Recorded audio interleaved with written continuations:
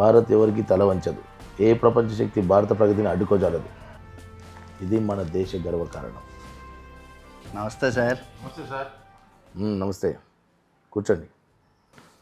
ఏంటో సీను విషయాలు, తమ్ముడి పెళ్ళి బాగా జరిగిందా? బాగానే జరిగింది, కానీ మీ తమ్ముడు పెళ్ళి కూడా త్వరగా చేయండి సార్. బెండకాయ ముదిరినా బెమ్మచారు ముదిరినా ఎందుకు పనిచేయరు? ఎందుకు పనిచేయదా?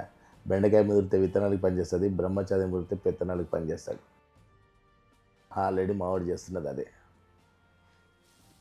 అది సరే కానీ మీరు ఎడ్యుకేషన్ మినిస్టర్ కదా సార్, మన భారతదేశంలో ఎడ్యుకేషన్ పరిస్థితి ఎలా ఉంది? ఎడ్యుకేషన్ పరిస్థితి, నెలకు 80,000 జీతం తీసుకునే గవర్నమెంట్ స్కూల్ టీచర్ వెళ్ళి నెలకు 8,000 జీతం తీసుకునే ప్రైవేట్ స్కూల్ టీచర్ని అడిగాడు మా అబ్బాయి బాగా చదువుతున్నాడని. అలా ఉందా మన ఎడ్యుకేషన్ పరిస్థితి? గొప్ప చెప్పారు సార్. ఏం చెప్పారు సార్, గ్రేట్ సార్.